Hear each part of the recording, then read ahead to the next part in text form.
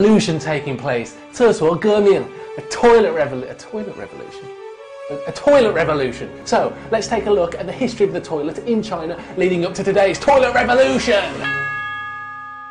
The earliest toilet in history dates back to a village in Xi'an some 5,000 years ago, when toilets were just large holes or pits in the ground, often next to a pigsty. When these holes were full, they would be covered over.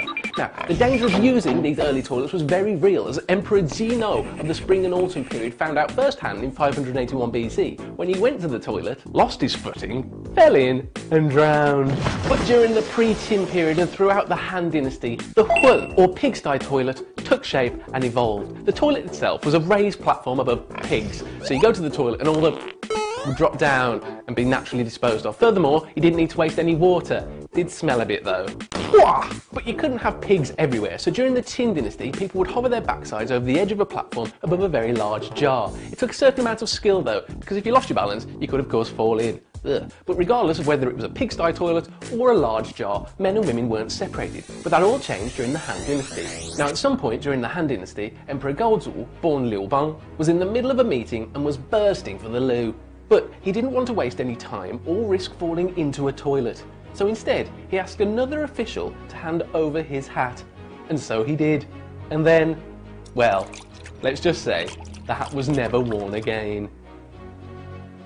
But Liu Bang's method of relieving himself into a smaller item provided inspiration for the next revolutionary step in toilet development, as the pigsty toilets became smaller, thus making them safer, while the addition of partitioning walls provided privacy and windows ventilation. Meanwhile, later emperors would use jade urns in the shape of tigers held by attendants, rather than just using someone else's hat. And in the tomb of Han Emperor Liang Xiaowang in Henan province, the world's earliest example of a sit-down decorated flushing toilet was installed. Now, in order to tackle the bad smells that resulted from these toilets, during the Western Jin dynasty, it's believed that members of the royal family would stuff dried juju or red dates up their nose to prevent them from breathing in any smelly smells whilst visiting the toilet. Moving forward to the Tang dynasty, as toilets became ever more enclosed, a simple tile was placed in front of the hole to prevent the dreaded splash bath.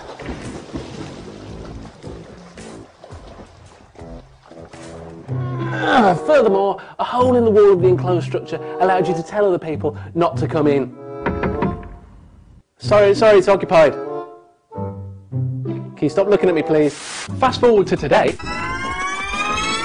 And despite being the world's second largest economy, some toilets in China's rural areas are crap.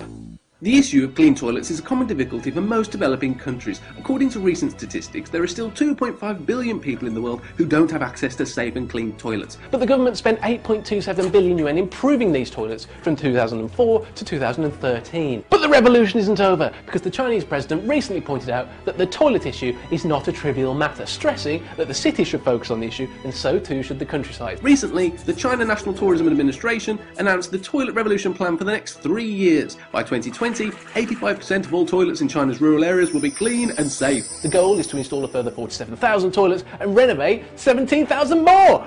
Welcome to the revolution!